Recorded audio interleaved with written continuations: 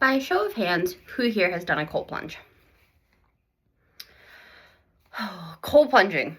It absolutely violates our body's natural response and induces fight or flight, or like kicks on our natural survival instincts.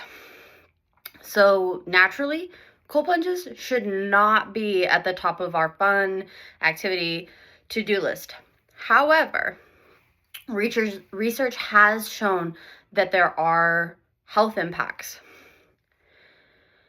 Cold plunging is not an unfamiliar concept to me. Having grown up in Kodiak, Alaska, I have done my fair share of cold plunges.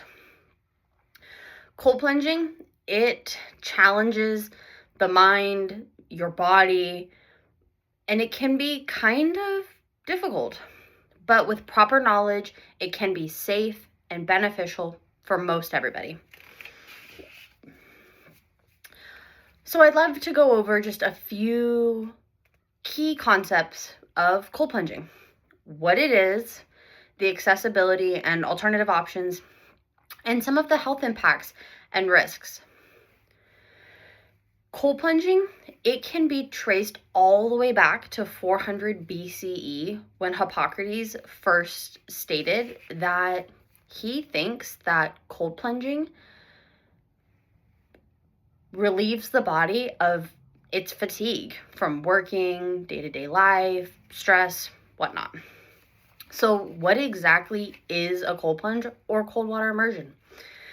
Cold water immersion or cold plunging is the act of submerging all or some of oneself into water that is barely above freezing temperatures, which is 32 degrees.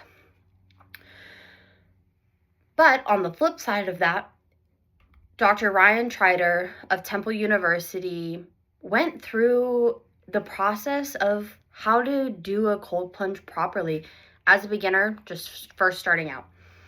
So those ideal conditions, you're going to want to be in water that is about 50 to 60 degrees Fahrenheit with a starting time of 30 seconds to 1 minute. I know it doesn't sound like very long, but when that water is that cold, it feels like a long time. Cold plunging, it can be an individual activity or it can be a group activity.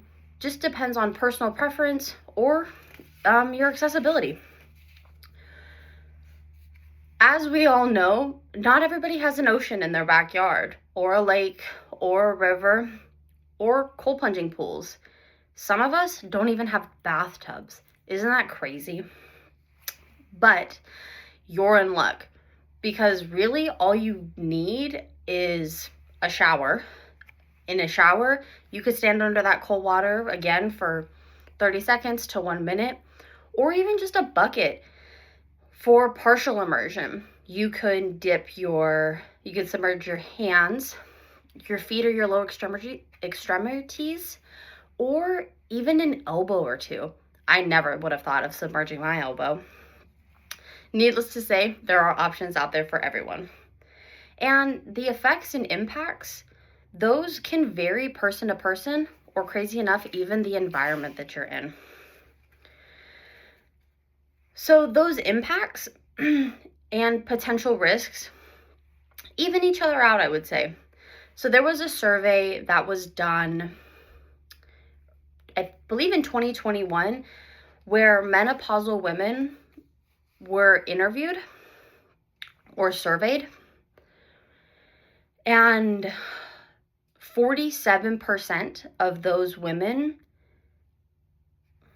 shared that they experienced reduced feelings of anxiety, decreased feelings of depression, and some people, after just one session, experienced an improvement in their mood. But the risks, do they outweigh? What is that main risk or maybe fear that we have of cold plunges?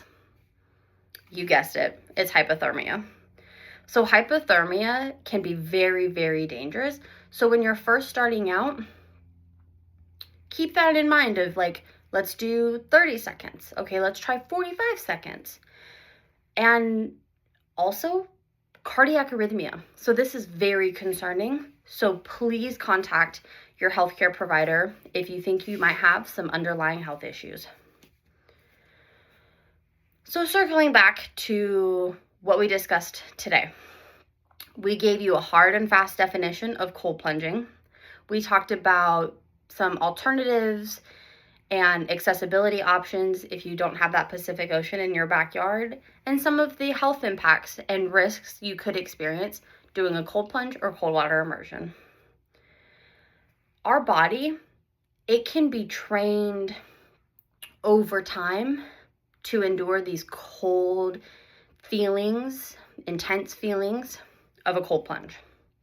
So while that initial feeling of discomfort can be intense, with practice and over time and techniques, we can train our body to know that this feeling is manageable and eventually even tolerable.